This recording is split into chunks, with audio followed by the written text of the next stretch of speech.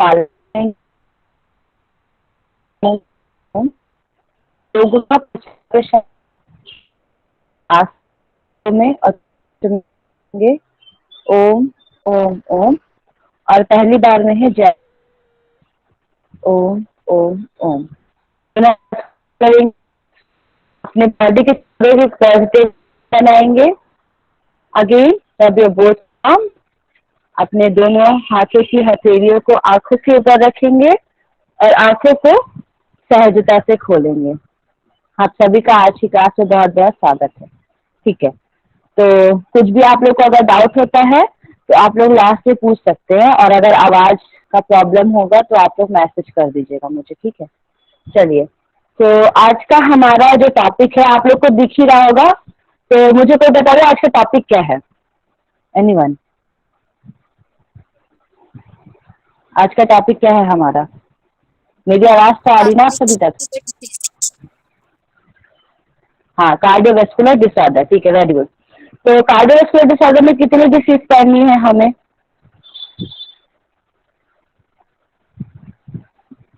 Hello, आवाज आ रही है बट आप लोग आंसर नहीं दे रहे। चलिए, आपके सामने ही लिखा हुआ है हमें 3 डिसीज है। Very good. कार्डियोवैस्कुलर से आप क्या समझते हैं? What is the meaning of cardiovascular? Anyone? Anatomy में भी आपने पढ़ा है। कार्डियोवैस्कुलर मतलब होता क्या है? हार्ट से रिलेटेड डिजीज। कार्डियो जहाँ भी लगेगा वहाँ हार्ट से रिलेटेड डिजीज होगी। वेरी गुड, ठीक है। हार्ट से, ब्लड से रिलेटेड जितनी भी डिसीजेज होंगी वो हमारी कार्डियोवैस्कुलर डिसीज कहलाती है। Very good Radhika ji. ठीक है, तो अब हम पढ़ने जा रहे हैं अपनी cardiovascular disease. Will start. Next page कर देंगे Prerna ji. Okay, next page. तो सबसे पहले डिसीज है हमारी, अच्छा, वॉइस ब्रेक हो रही है? सभी को वॉइस ब्रेक हो रही है क्या? Cardio mean heart, vascular mean vessels. Very good, okay okay है। चलिए, ठीक है, तो वी विल स्टार्ट। आप लोग मुझे बता दीजिएगा। ठीक है, मैं स्टार्ट करती हूँ। हम आज पहले जो डिसऑर्डर है हमारा वो है एंजाइना पेक्टोरिस पढ़ने जा रहे हैं। ठीक है, एंजाइना पेक्टोरिस का मतलब होता है, एंजाइना पेक्टोरिस चेस्ट पेन और अ प्रेशर। ठीक है, usually due to insufficient blood flow to the heart muscles. Angina pectoris एक ऐसी कंडीशन है जहां पर हमें चेस्ट पेन होता है। ठीक है, अब आप बोलेंगे चेस्ट पेन तो हार्ट अटैक में भी होता है। बहुत सारे कंडीशन है जिसमें हमें चेस्ट पेन होता है। तो ये एक ऐसी कंडीशन है जो प्रेशर, मतलब कि जब हमारे जो ब्लड फ्लो इनसफिशिएंट होता है हमारी हार्ट मसल्स के बीच में, तो जो प्रेशर होता है उसको हम एंजाइना पेक्टोरिस कहते हैं। ठीक है, तो हमारी जो हार्ट है उसमें अलग अलग वॉल्स होती है, अलग अलग मसल्स होते हैं। तो हमारी बॉडी में टोटल 3 काइंड ऑफ मसल्स पाई जाती है। वो कौन कौन सी है बताइए? एनीवन? आप लोगों ने एनाटॉमी पढ़ ली है इसलिए मैं आपसे क्वेश्चन पूछ रही हूँ। Voluntary cardiac. Very good Neeraj. ठीक है, तो 3 तरीके की मसल पाई जाती है, वॉलंटरी, इनवॉलंटरी एंड कार्डियक। ठीक है, अब मुझे बताइए हमारे हार्ट में कौन सी मसल पाई जाएगी? इनवॉलंटरी।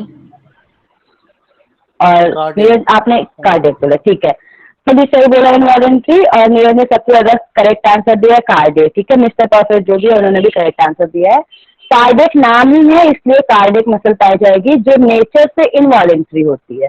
उसका नेचर इनवॉलंटरी होता है लेकिन उसका स्ट्रक्चर वॉलंटरी की तरह होता है, इसलिए हम उसको बोलते हैं कि ये इनवॉलंटरी और वॉलंटरी दोनों है। ठीक है, तो जो वर्क है वो इनवॉलंटरी है और जो उसका एनाटॉमी है, स्ट्रक्चर है, वो वॉलंटरी है। ठीक है, चलिए, कोई बात नहीं प्रेरणा जी, आंसर सही था, कोई बात नहीं।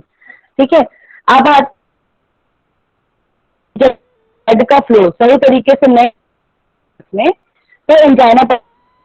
ठीक है, जनरली लोग समझते हैं, जनरली क्या होता है बहुत ज्यादा कोई काम करने लग जाते हैं और उनका अचानक से चेस्ट पेन होता है, हमें लगता है हार्ट अटैक जैसी कंडीशन तो नहीं है, लेकिन ये ऐसी कंडीशन नहीं है, बस इसमें ब्लड का फ्लो थोड़ा कम हो जाता है। ठीक है, लेकिन 20th सेंचुरी में जब जो है हमारा मॉडर्न साइंस इतना डेवलप नहीं था, तब उस सेंचुरी में बोला गया था इसको इम्पेंडिंग डेथ, मतलब कि बिल्कुल मृत्यु के करीब होना, जिसका हम एंजाइना पेक्टोरिस कहते हैं, क्योंकि उस टाइम पे ज्यादा चीजें डेवलप नहीं थी। अब हार्ट अटैक की, हार्ट की प्रॉब्लम के ही 20 तरीके निकाल दिए गए, ठीक है, बताया गया, लोगों को अवेयर किया गया है कि सब कुछ वो नहीं, ठीक है।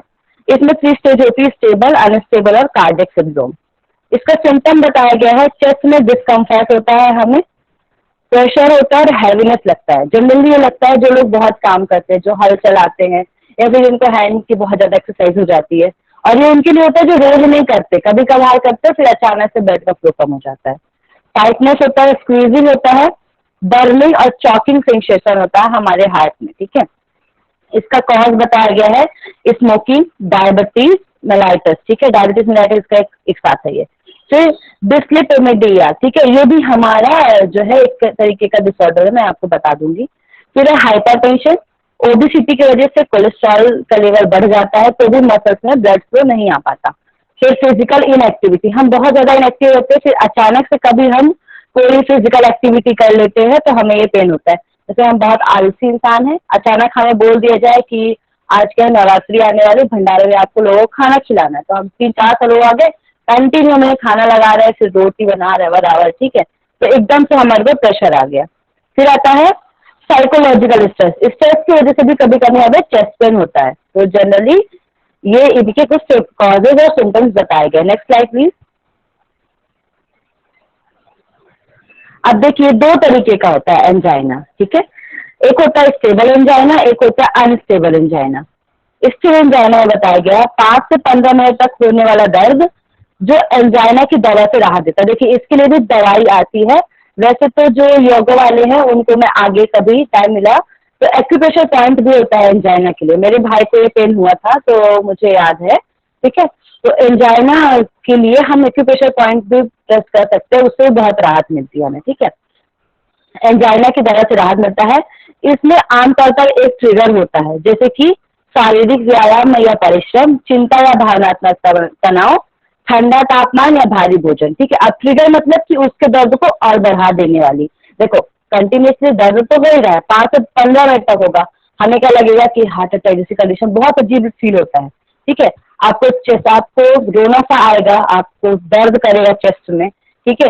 और अब इसका ट्रीटमेंट पार्ट क्या होगा, अगर आप बहुत ज्यादा ही रेस्ट दे दिए बॉडी को, रेस्ट देंगे, आपका ब्रेन क्या बोलेगा आपको कि आपको पेन हो रहा है, तो बहुत ज्यादा रेस्टिंग स्टेट भी नहीं देना है और उस टाइम पे ज्यादा वर्क भी नहीं करना है कि दर्द हो रहा है तो लोग बोलते हैं थोड़ा चल लो, ये थोड़ा सा वॉक कर लो तो अच्छा लगेगा, या थोड़ा रेस्ट कर लो। तो एकदम नॉर्मल कंडीशन में आपको उनको बैठाना है, आराम से उनसे बात करना है, बात नहीं भी करना है नॉर्मली, ठीक है, और उनको नॉर्मलाइज करना है। जनरली क्या होता है, जो लोग बहुत ज्यादा टेंशन लेने लग जाते हैं, दिमाग में, मैंने आपको बताया था, एक डिसीज, एक कंडीशन जो ब्रेन की वजह से हमारे बॉडी पे इफेक्ट करता है, उसका नाम क्या है, वो टर्मिनोलॉजी को क्या बोलते हैं, एनियन, उस टर्मिनोलॉजी को हम क्या कहते हैं, जो ब्रेन की वजह से हमारी बॉडी को इफेक्ट करता है। चलिए मैं बताती हूँ, इसको बोलते हैं हम साइकोसोमेटिक डिसीज और डिसऑर्डर, जो हमारे ब्रेन की वजह से हमारे बॉडी को इफेक्ट करता है, ठीक है। तो चिंता या तनाव होता है। फिर होता है ठंडा तापमान, ठंडी जगह पे भी नहीं लेके जाना है उनको ज्यादा, ठीक है, क्योंकि ब्लड का फ्लो और रुक जाएगा, ठंडा होगा तो ब्लड का फ्लो रुकेगा, ठीक है, तो ब्लड के फ्लो को रोकना नहीं है। भारी भोजन करेंगे तो प्रेशर पड़ेगा आपके ट्रैक में, ठीक है, आपका जो एसोफेगस है, जो आपका फूड पाइप है, उस पर प्रेशर पड़ेगा और फिर आपके हार्ट को स्पेस नहीं मिलेगा, हार्ट मसल्स को ज्यादा वर्क करना पड़ेगा, ठीक है। तो ये जो है आपका स्टेबल एंजाइना की कंडीशन है। अब आती है आपकी अनस्टेबल एंजाइना, तो ये 15 से अधिक समय तक रहने वाला दर्द है, जो इसमें क्या होता है, आप दवा दे भी दे तो भी आपको इससे छुटकारा नहीं मिलता। अब इसको हम बोलते हैं ये हार्ट अटैक का संकेत दे सकता है, ठीक है। अगर ये 15 मिनट से ज्यादा हुआ तो हो सकता है कि सामने वाले व्यक्ति को हार्ट अटैक की भी कंडीशन हो सके, ठीक है। ये एक स्पेसिफिक फिगर के बिना होती है, देखो तो क्या वो कुछ ना कुछ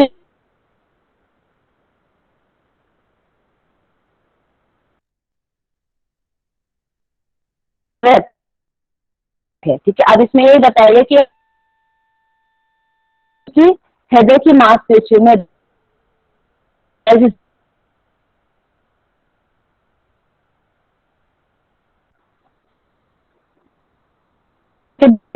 है, कोई प्रॉब्लम नहीं है।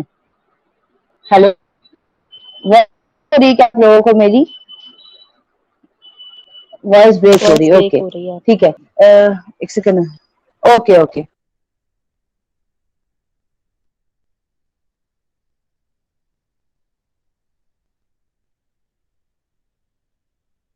वेट करिए, मैं नेटवर्क चेक करती हूँ।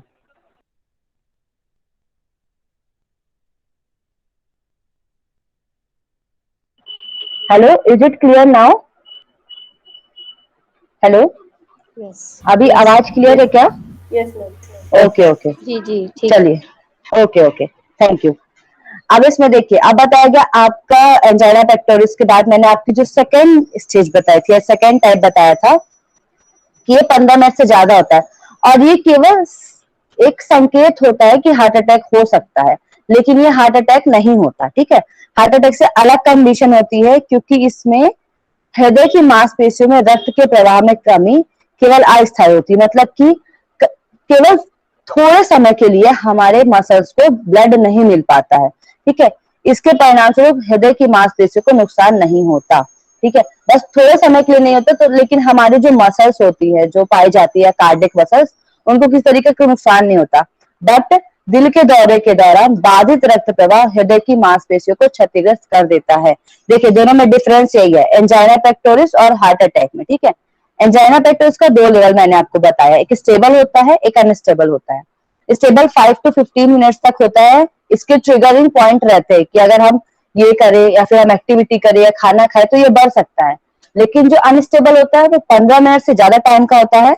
बट इसमें कोई स्पेसिफिक आपको ट्रिगर नहीं बताया गया, कि कोई स्पेसिफिक ट्रिगर नहीं होता। बट इसमें आपका ब्लड का फ्लो नहीं होता है, आपके मसल्स में, मसल्स को कोई प्रॉब्लम नहीं होती। लेकिन हार्ट अटैक में डैमेज होती है, इसलिए हार्ट अटैक की कंडीशन ज्यादा क्रोनिक कंडीशन होती है, या फिर इंसान की डेथ भी हो जाती है, ठीक है। Next slide.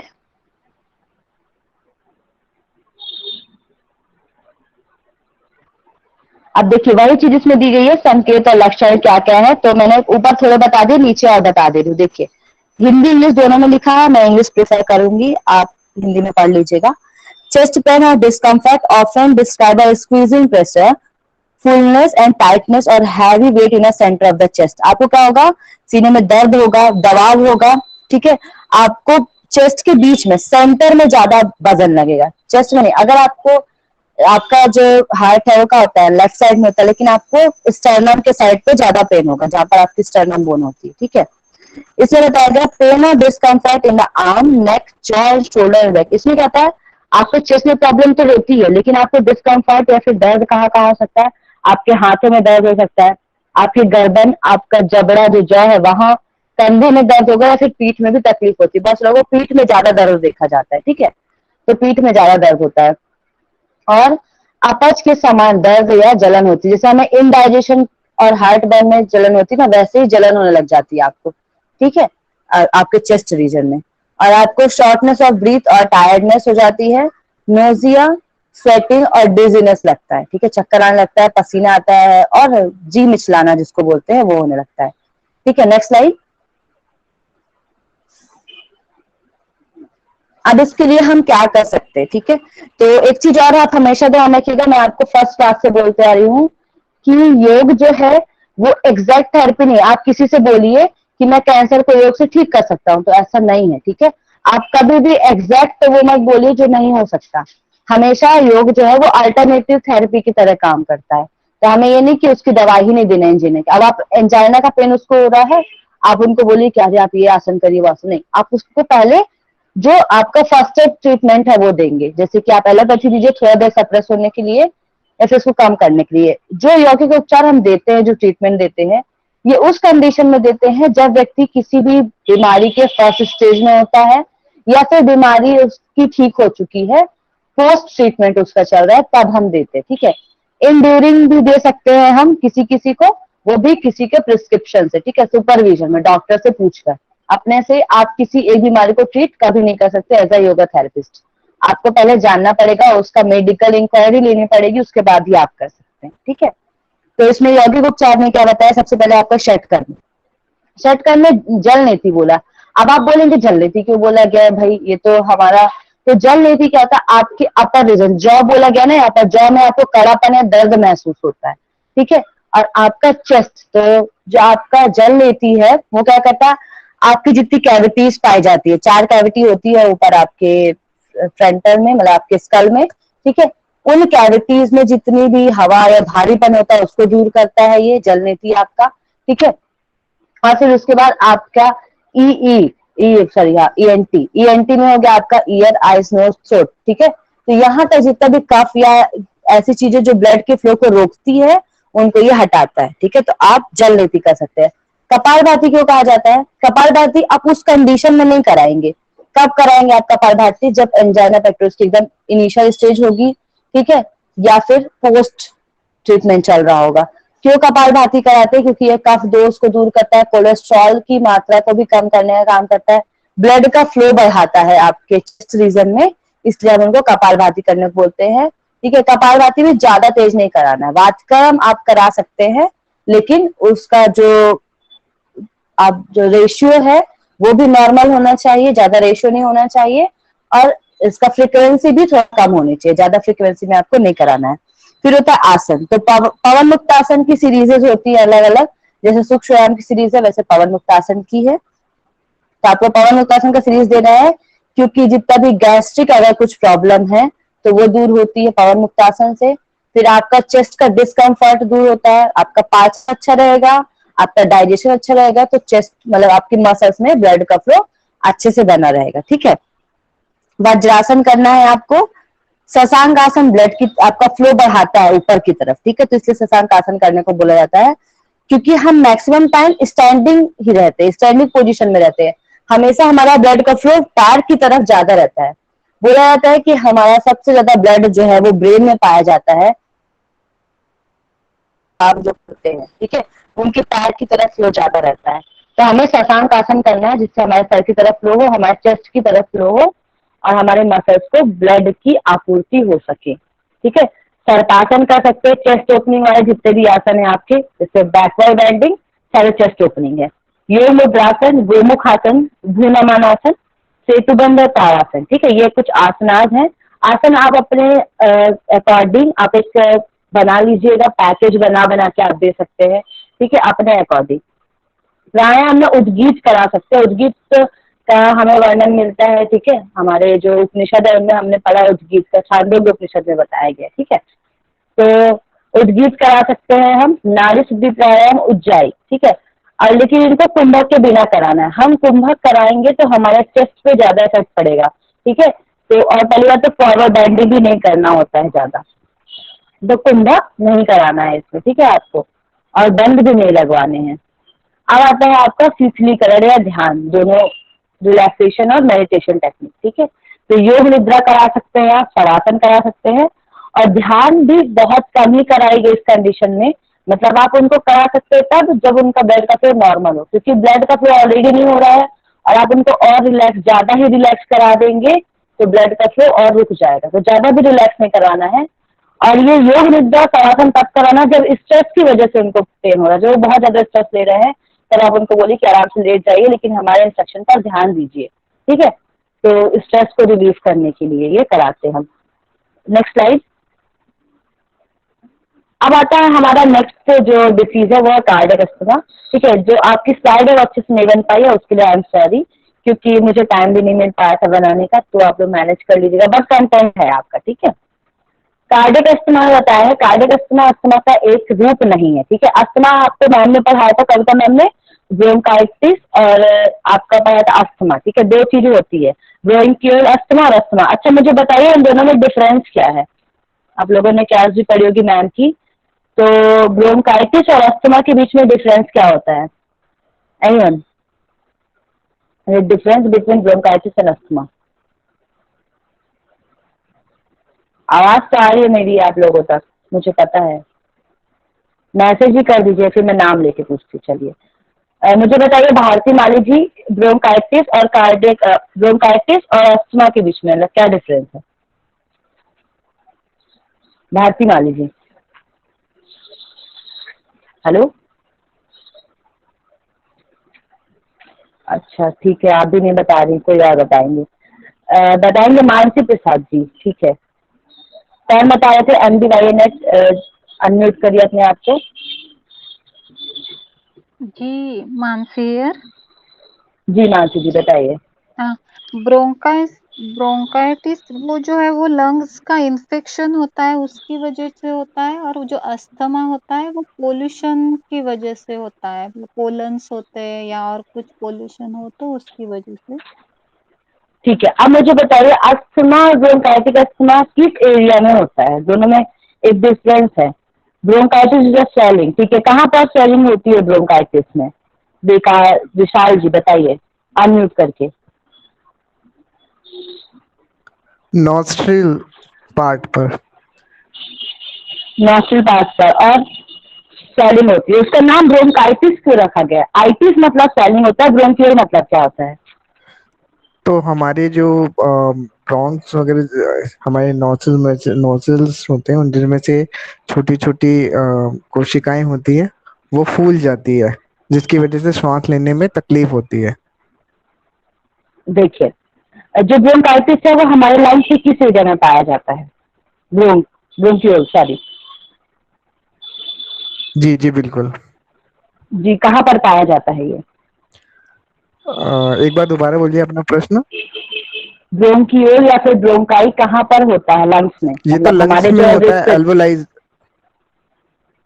हमारे ट्रैकिया के रेस्पिरेटरी बाद। ट्रैक में क्या होता है? ट्रैकिया के ट्रैकिया के बाद बाद। Track. Okay very good Pushpa ji, ठीक है। ट्रैकिया के बाद हमारा ब्रोंकियोल्स या फिर ब्रोंकाई हाँ पाया जाता है। इसको ब्रोंकाइटिस इसलिए कहते हैं क्योंकि हमारे ब्रोंकियोल रीजन में स्वेलिंग हो जाती है, ठीक है। नोज में स्वेलिंग नहीं है, ये ब्रोंकियोल रीजन में स्वेलिंग होती है, इसको हम ब्रोंकाइटिस कहते हैं, ठीक है। और इसके जस्ट अपोजिट अस्थमा होता है, वो हमारे चेस्ट के हाईवे जो एयरवेज होते हैं उनके नैरो होने की वजह से होता है, ठीक है।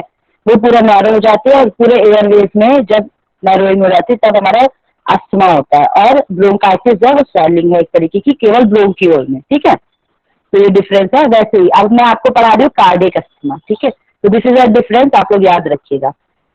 और जो आपका ये कंडीशन होती है अस्थमा की वो क्रोनिक कंडीशन है। ब्रोंकाइटिस फिर भी एक्यूट कंडीशन है, उसको हम थोड़ा मैनेज कर सकते हैं, बट अस्थमा ज्यादा ही क्रोनिक कंडीशन हो जाती है, ठीक है। अब नेक्स्ट नेक्स्ट आता है आपका कार्डियक अस्थमा, ठीक है। तो ये अस्थमा का एक रूप नहीं है, यह खांसी या घबराहट का एक प्रकार होता है, ठीक है, जो बाएं हृदय की विफलता के साथ होता है। मतलब किसमें क्या होता है, खांसी होगी, आपको घबराहट होगी, लेकिन और ये आपके लेफ्ट साइड मतलब जो लेफ्ट हार्ट के लेफ्ट तरफ आपको एक तो जो है कड़ा कड़ा महसूस होगा, ठीक है, टाइटनेस महसूस होगी। यह आपके लक्षणों की गंभीरता पर निर्भर करता है, यह घबराहट का एक आपातकालीन चिकित्सा हो सकती है।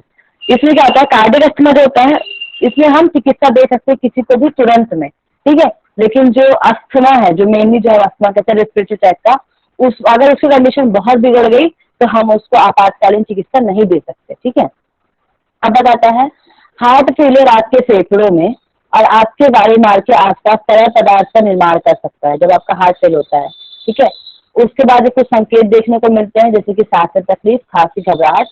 अब इसमें बताया गया कार्डियक अस्थमा को इंग्लिश में लिखा हुआ है, is a medical diagnosis of wheezing, coughing and dyspnea, bloody sputum and shortness of breath due to congestive heart failure, ठीक है, lack of oxygen in heart. अब देखिए कार्डियक अस्थमा कहता है हार्ट में ऑक्सीजन का लेवल कम हो जाता है, इस वजह से आपका कार्डियक अस्थमा होता है। और जो वाला अस्थमा था वो आपके रेस्पिरेटरी ट्रैक मतलब कि लंग से रिलेटेड है, ठीक है। ये आपकी हार्ट से रिलेटेड, हार्ट में अगर ऑक्सीजन का फ्लो नहीं होगा तो कार्डियक अस्थमा होगा, और अगर हार्ट में ब्लड का फ्लो नहीं होगा तो एंजाइना पेक्टोरिस होगा, ठीक है। अब इसके भी डायग्नोस्टिक मेथड बताए गए हैं, वैसे ही कुछ सिमिलर है, बस इसमें कुछ चीजें बताई गई हैं जैसे कि नेति बताया, इसमें कपालभाति नहीं करना चाहिए, ठीक है। कपालभाति गर्मी पैदा करता है, उसकी जगह पे आप कुछ कूलिंग प्रैक्टिसेस थोड़ा बहुत कर सकते हैं लेकिन ज्यादा नहीं, क्योंकि आपको ऑक्सीजन चाहिए प्रॉपर, ठीक है। ज्यादा अभी आप कपालभाति से नहीं कर सकते। आसन में शवासन, पवन मुक्तासन, मकर रिलैक्सेशन करेंगे, ठीक है। ये मिस्टर प्रोफेसर आपने क्या टाइप किया मुझे? हाँ जी यस मैम किया, ओके। वाई मैम पूछ रहे हैं या यस मैम पूछ रहे हैं आप? मुझे समझ में नहीं आ रहा, ठीक है। आगे से बताएगा, प्राणायाम बिना होल्डिंग के करना चाहिए, नाड़ी शुद्धि, उज्जाला, ध्यान करना चाहिए, योग निद्रा, आहार में आपको लो फैट और कम मसाले वाली चीज लेनी चाहिए, ठीक है। आपके हार्ट को अच्छी हेल्थ के लिए लो फैट वाली चीज लेनी चाहिए। नेक्स्ट यहाँ तक होगा आई थिंक, ये वाली स्लाइड प्रेरणा जी। अब नेक्स्ट स्लाइड आप प्रेजेंट कर देगा हाइपरटेंशन की, मैंने बात, अच्छा बस एक पेज और है, 1 मिनट। अब आते हैं, ये चीजें हमारे बुक में नहीं दी हैं और हमारे डिसीज में नहीं है, बट आपको जानना जरूरी है, अलग अलग चीजें होती है। एक एंजाइना पेक्टोरिस, कार्डियक अस्थमा। अब मैं आपको जो नेक्स्ट पढ़ा रही हूँ वो आपका है कार्डियक अरेस्ट, ठीक है। तो कार्डियक अरेस्ट हम पढ़ेंगे कि इसमें क्या क्या होता है। देखिए इसमें बताया है the heart abruptly stop beating without prompt intervention, it can result in a person death, blood oxygen suddenly stop हो जाता है हार्ट में। इसमें क्या होता है कार्डियक में, अचानक से ब्लड भी नहीं होगा और ऑक्सीजन नहीं होगा, दोनों अचानक से बंद हो जाते हैं, आना उनका फ्लो बंद हो जाता है, उसको हम बोलते हैं कार्डियक अरेस्ट, ठीक है। इसमें आप कुछ भी नहीं दे सकते, मतलब पिछला कुछ भी आप इंटरवेंशन नहीं कर सकते, कोई प्रीवियस आपको कोई डिसीज नहीं होगी, कुछ भी प्रीवियस आपके सिम्टम्स नहीं होंगे, फिर भी डायरेक्ट होता है ये बिना किसी कॉज के, और it can result the person death. Cardiac arrest अचानक से रहता है ब्लड और ऑक्सीजन की कमी की वजह से, ठीक है। अब आता है heart attack. It is a medical emergency. A heart attack usually occurs when a blood clot blood flow to the heart. इसमें क्या होता है, ब्लड की क्लॉटिंग हो जाती है और ब्लॉक हो जाता है हमारा हार्ट के पास, और हमारा ब्लड का फ्लो सही तरीके से नहीं होता, उसका हम कहते हैं heart attack. Without blood tissue loses oxygen and dies, ठीक है। विदाउट ब्लड टिश्यू जो होती है वो लॉस कर देते हैं ऑक्सीजन को और हम मर जाते हैं, ठीक है। स्ट्रोक में क्या होता है, it's a brain stroke, cutting off vital blood flow and oxygen to the brain, ठीक है, इसको हम स्ट्रोक कहते हैं। Stroke happens when a blood vessels freedom the brain just clot and burst, ठीक है। इसमें स्ट्रोक जो है आपके ब्रेन से रिलेटेड है, ब्रेन में जब ब्लड का फ्लो नहीं होता तो आपको स्ट्रोक जैसी कंडीशन होती है, ठीक है। तो ये कुछ आपके कार्डियोवैस्कुलर डिसऑर्डर हुए। मैंने आपको ब्रेन का क्यों बताया, क्योंकि ये ब्लड से रिलेटेड है, ब्लड फ्लो से। कार्डियोवैस्कुलर मतलब कि वेसल्स, कार्डियक और ब्लड तीनों चीजें आपकी आएंगी, ठीक है। नेक्स्ट स्लाइड कर दीजिएगा, दूसरी एक स्लाइड मैंने भेजी हाइपरटेंशन की। मीनाक्षी जी, जी ये जो स्ट्रोक आपने बताया उसके बारे में एक बात, मतलब छोटी सी माइनर है पर एक बोलना चाहूंगी कि जी जी बिल्कुल। जिनको स्ट्रोक आता है या तो ब्रेन स्ट्रोक बोलते हैं, उनको एक माइनर सिम्टम पहले दिखने लगता है, जैसे कि टंग हैवी होने लगती है और आपकी स्पीच है वो स्लरी होने लगती है, मतलब इट्स एन इमरजेंसी कंडीशन, पर ये एक स्पेशल सिम्टम है जो दिख के आता है, मतलब जब ब्रेन स्ट्रोक आता है तो टंग का जी जी जी जी बिल्कुल करेक्ट बोला आपने कविता जी, ये ऐसा होता है आपका, ठीक है। तो ये चीज आप याद रखिएगा, थैंक यू सो मच। अब हम नेक्स्ट स्लाइड पे हो जाएंगे, हाइपरटेंशन। प्रेरणा जी हाइपरटेंशन वाला स्लाइड कर दीजिए।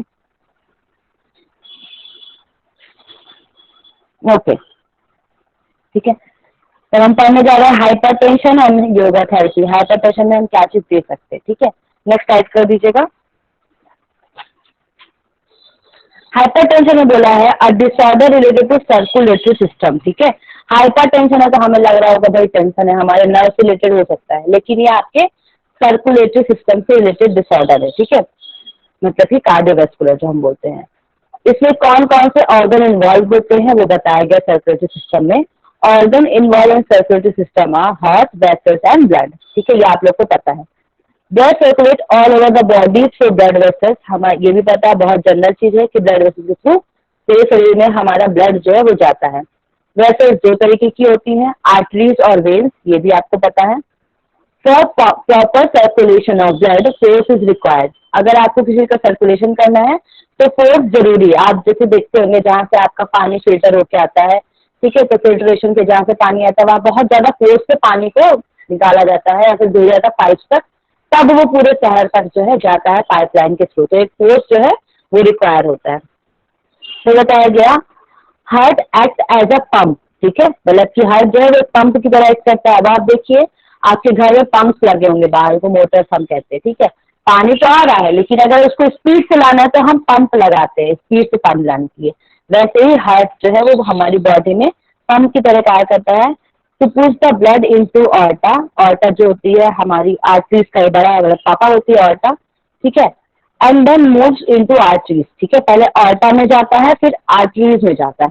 तो पहले बड़े बड़े पाइपलाइन में जाता है पानी, फिर छोटे छोटे पाइप्स में होते हुए पतली पाइप से हमारे घर में आता है, ठीक है, into the arteries which branch into smaller and smaller channels until it reaches every part of the body. हमारे बॉडी के हर पार्ट तक पहुंचने के लिए ये स्मॉलर से स्मॉलर होते जाती है। हार्ट के पास रहती है तो इसका शेप थोड़ा बड़ा रहता है, इसको ऑर्टा बोलते हैं। बॉडी के नीचे तक जाते या ऊपर तक जाते जाते ये स्मॉलर होते जाती है, ठीक है। When blood enters into the arteries, it develops a pressure against the wall. जब भी ब्लड आर्टरीज, अब ब्लड प्रेशर क्या होता है वो बताया गया है। जब ब्लड जो है इंटर करता है हमारी आर्टरीज में, ठीक है, ये क्या करता है, प्रेशर क्रिएट करता है वॉल्स के अगेंस्ट, जो वॉल्स पाई जाती है हार्ट के साइड में, ठीक है। तो हार्ट में डबल लेयर वॉल पाई जाती है हमारी पेरिकार्डियम, फिर ये डबल लेयर होती है हार्ट के चारों ओर, ठीक है। फिर जो 3 लेयर पाई जाती है एपिकार्डियम, मायोकार्डियम और एंडोकार्डियम, ठीक है। तो इनमें क्या होता है, प्रेशर पड़ता है जब ब्लड हमारे आर्टरीज में आता है वॉल के अगेंस्ट, तो इसको हम क्या कहते हैं, ब्लड प्रेशर, ठीक है। Next slide.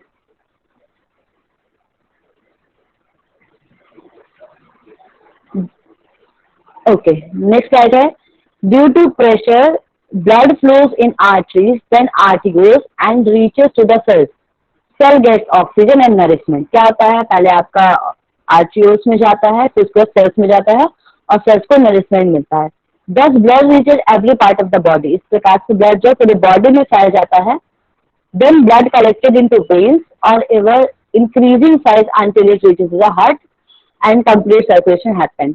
आपको क्या होता है, पहले ब्लड फ्लो हुआ, ऑर्टा में आया, फिर सारे आर्टरीज से फिर बॉडी में गया, फिर सेम प्योर ब्लड जो है आपके वेन्स में गया, वेन्स से होते हुए फिर आपके हार्ट में गया, फिर आपके हार्ट में हार्ट लंग्स के पास भेजा। तो इस तरीके से ये पूरा सर्कुलेशन जो है वो चलता रहता है, ठीक है। Circulation of blood from heart to cell and from cell to heart is known as a systematic, ठीक है। देखिए हमने रेस्पिरेशन बताया था, रेस्पिरेशन भी 2 तरीके का होता है, पल्मोनरी रेस्पिरेशन और टिश्यू रेस्पिरेशन। इसको बोलते हैं हम एक्सटर्नल और इंटरनल बोलते हैं। वैसे ही हमारे हार्ट में भी होता है ब्लड का फ्लो, एक होता है सिस्टमैटिक और एक होता है पल्मोनरी, ठीक है। तो सिस्टमैटिक किसके किसके बीच में होता है, जब blood from heart to cell and from cell to heart is known as a systematic, and from heart to lung and from lung to heart is known as a pulmonary circulation, ठीक है। वो बताया गया, इसमें बताया pressure in when does affect आर्टियल blood pressure. जो veins होती हैं वो हमारे आर्टियल ब्लड प्रेशर का अफेक्ट नहीं करती, क्योंकि वो वेन्स है तो आर्टरीज को कैसे अफेक्ट करेंगी, ठीक है। Next slide.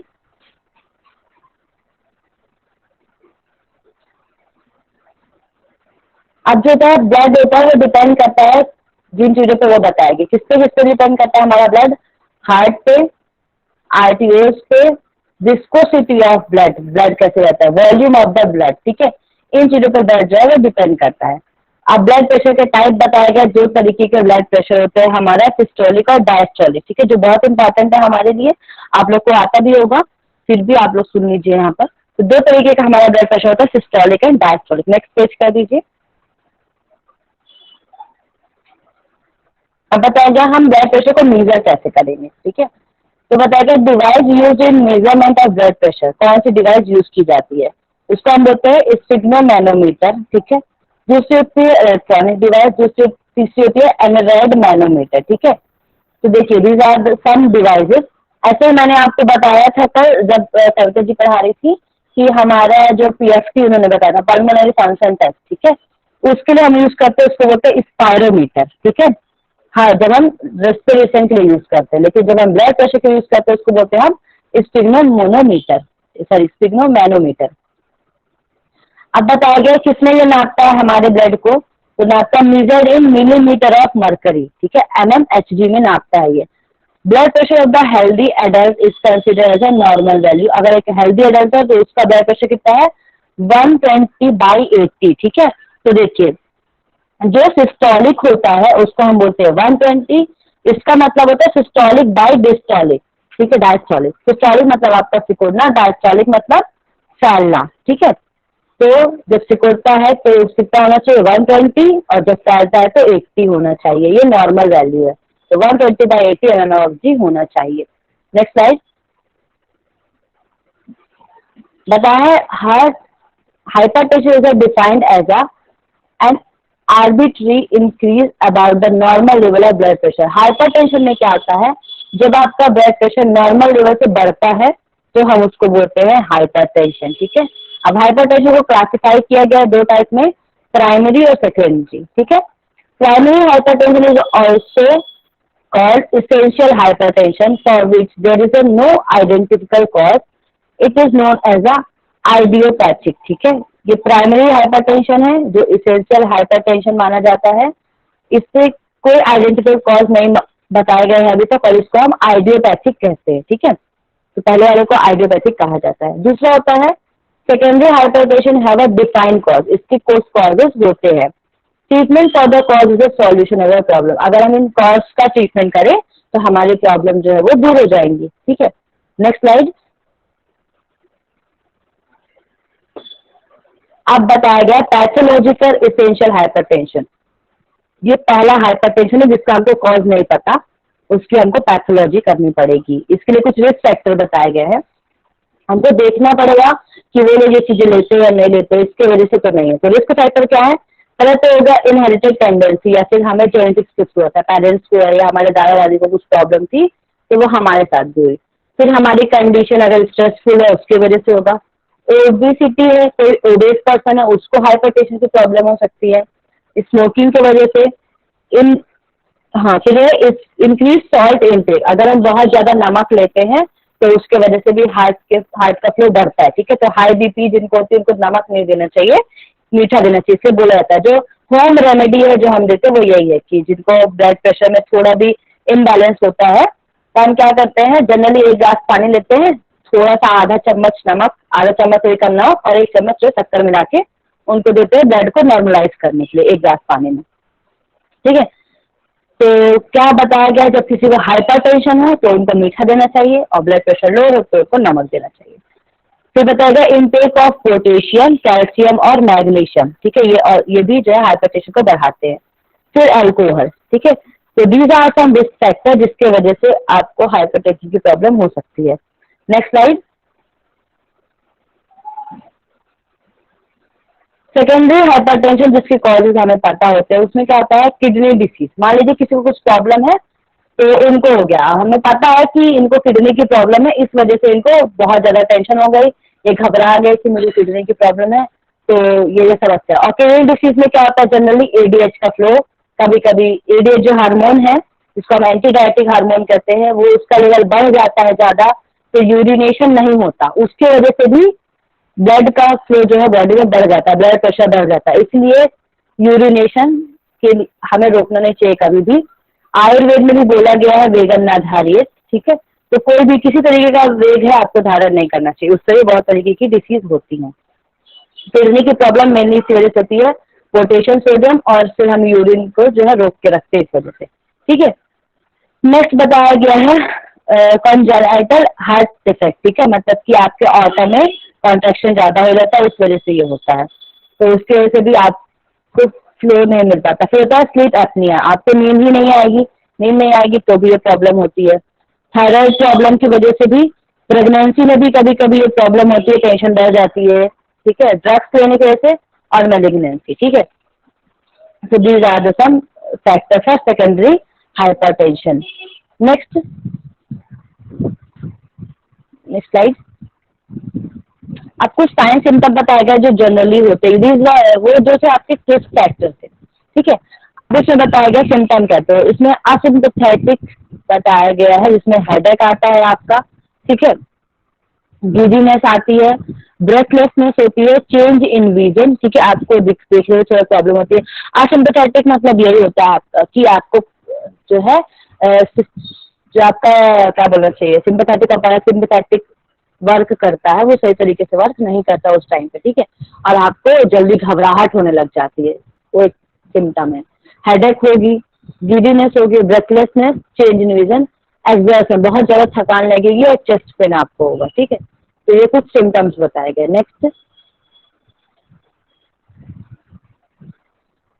अब इसको डायग्नोजिंग कैसे करेंगे, ठीक है। तो कैसे डायग्नोज करेंगे, पहले तो आप ब्लड प्रेशर टेस्ट करेंगे, जो सबसे पहले किया जाता है कि इसके वजह से हाइपरटेंशन नहीं हो रही है, ठीक है।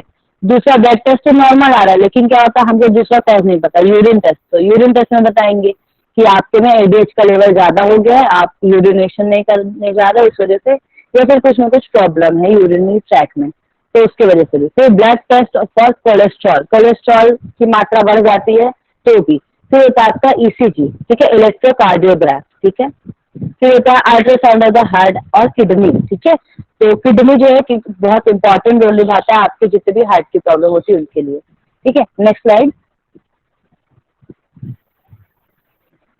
Next slide please. ओके, अब बताएगा हम हाइपरटेंशन को कैसे समझे, ठीक है। तो इसके अलावा स्टेजेस बताए गए हैं। इफ ब्लड प्रेशर इज, अगर आपका ब्लड प्रेशर 120 to 80 mmHg है तो आप एक हेल्दी ह्यूमन बीइंग के अंतर्गत आते हैं, ठीक है, आप एक हेल्दी पर्सन है। फिर बताया गया 120 to 129 और 80, मतलब इसमें क्या बताया गया है, नो मेडिकेशन और can be treated by lifestyle changes, ठीक है। ये कहता है एलिवेटेड, कभी भी आप ज्यादा काम कर लिए या फिर आपको खाना बनाना है, जल्दबाजी में दौड़ दौड़ कर खाना बना लिए जल्दबाजी में, ठीक है, पानी भर रहे थे, पानी उठाते, टंकी उठा लिए पानी की, ठीक है, पानी का कुछ बर्तन उठा लिए, कुछ हैवी वर्क आप घर में अगर कर लेते, कपड़े धो लेते, तो उसकी वजह से भी ये बीपी जो है वो बढ़ता रहता है। तो ये हमारे लाइफस्टाइल की वजह से होता है, इतना ज्यादा प्रॉब्लम नहीं करता, बट हाँ ये है कि हमको पर डे उतना ही अपने हार्ट को प्रेशर देना जितना वो ले सके, ठीक है। तो अगर हम कुछ हैवी वर्क कर रहे हैं तो थोड़ा रिलैक्सेशन भी जरूरी है हमारे लिए। अब बताया गया जब ब्लड फ्लो 130 to 139 से 80 to 89, मतलब कि मान लो 140 to 90 अगर आपका होता है समथिंग थोड़ा कम, तो ये आपकी स्टेज 1 है, ठीक है, इसको आप स्टेज 1 कहेंगे आपका हाइपरटेंशन का। दूसरे में क्या होता है, मोर देन 140 और 90 अगर होता है तो ये स्टेज 2 है, और इससे भी ज्यादा, सबसे ज्यादा ये एकदम आपकी हाइपर कंडीशन है, एकदम ऑप्टिमम लेवल पे होती है जब आपका 180 और 120 होता है, क्योंकि 120 आपका सिस्टोलिक होना चाहिए बट आपका डायस्टोलिक है, और 180 आपका सिस्टोलिक हो जाता है। इस कंडीशन में क्या होता है, सीवियर कंडीशन होती है ये, ठीक है, इसमें हमको अर्जेंट मेडिकल अटेंशन की जरूरत पड़ती है, ठीक है। तो ये आपका बताइए कि कैसे हम अंडरस्टैंड करेंगे। नेक्स्ट, अब हम इसके लिए योग थेरेपी क्या देंगे। एक तो पहली बात सब लोग याद रखिए कि आपके घर में 3 चीजें जरूर होनी चाहिए। एक ब्लड प्रेशर नापने वाली मशीन होनी चाहिए, यूरिन चेकअप तो आप वैसे भी हॉस्पिटल में ही होता है, तो लेकिन ब्लड प्रेशर की आपके पास मशीन होनी ही होनी चाहिए, शुगर टेस्ट की होनी चाहिए, ठीक है, जिससे कि आप तुरंत में कुछ कर सके, एटलीस्ट आप उस पर्सन की कंडीशन तो जान ही सके, ठीक है।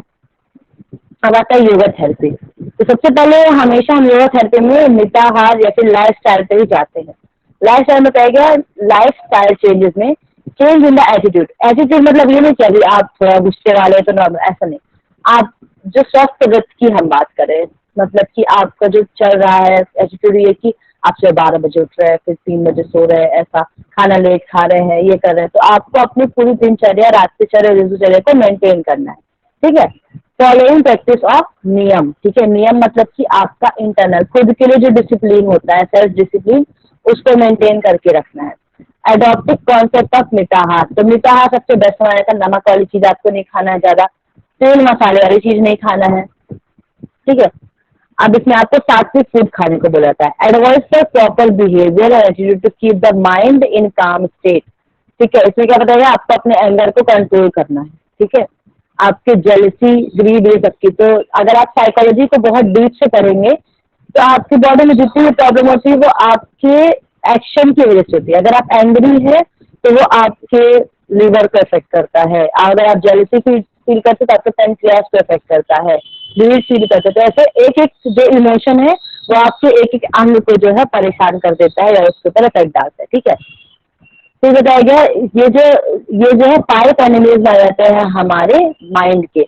Daily regiment to be followed, वही जो स्वस्थ रहता है, जो डेली रेजिमेंट है, दिनचर्या है, उसको हमको फॉलो करना चाहिए। Eat healthy diet, low fat diet, reduction of sodium, avoid bakery item, cakes, junk food, spicy and non veg, ठीक है, तो इनको आपको नहीं लेना है, अवॉइड करना है। Next slide.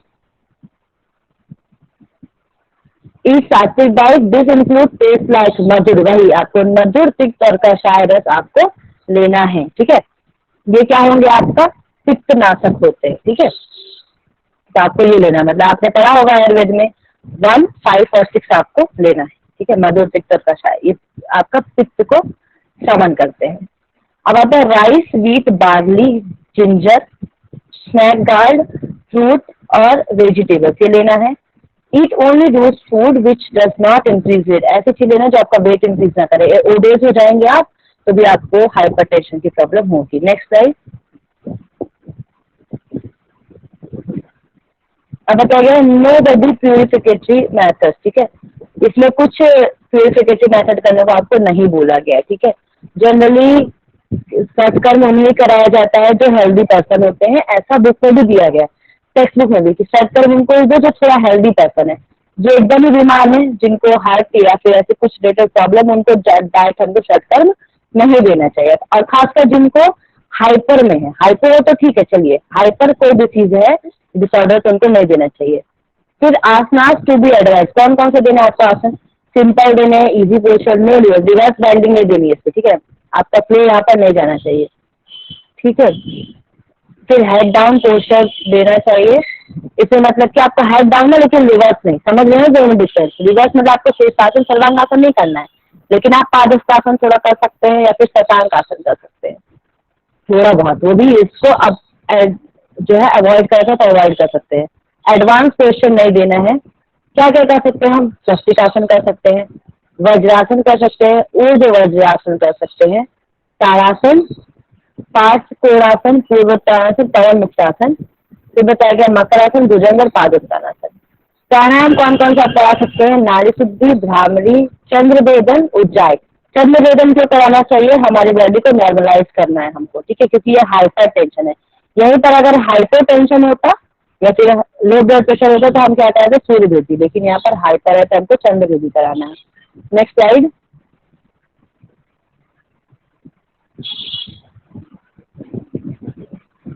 नेक्स्ट स्लाइड है क्या? हाँ ठीक है।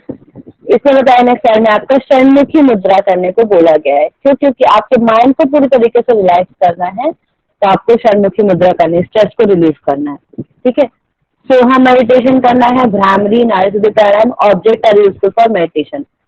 शवासन करा सकते हैं, प्राणायाम अनुसंधान, शिथिलीकरण, ठीक है, योग निद्रा और अदर रिलैक्सेशन टेक्निक आप इनको दे सकते हैं। तो दीज आर 3 कार्डियोवैस्कुलर डिसऑर्डर। आपको मैंने 3 कार्डियोवैस्कुलर डिसऑर्डर पढ़ा दिए और यहाँ पर आपका आज एक सिस्टम कंप्लीट होता है। तो thank you so much everyone. कुछ रिलेटेड डाउट्स है तो आप पूछ सकते हैं।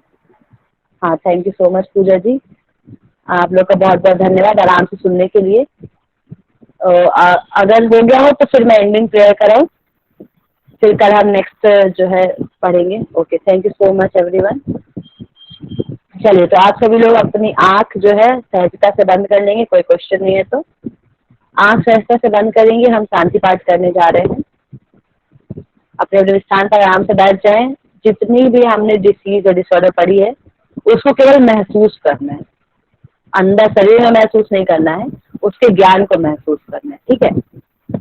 आप ये मत महसूस करिए कि मुझे अंजेना पेक्टोरिस है क्या, ऐसा नहीं। आपको ये महसूस करना है कि अगर ऐसे किसी को परेशानी है तो मैं बस केवल पढ़ूं ना, उसको अप्लाई भी कर सकूं, अपने आसपास रहने वाले लोगों के स्वास्थ्य का ध्यान रख सकूं, खुद के भी स्वास्थ्य का ध्यान रखूं, ठीक है।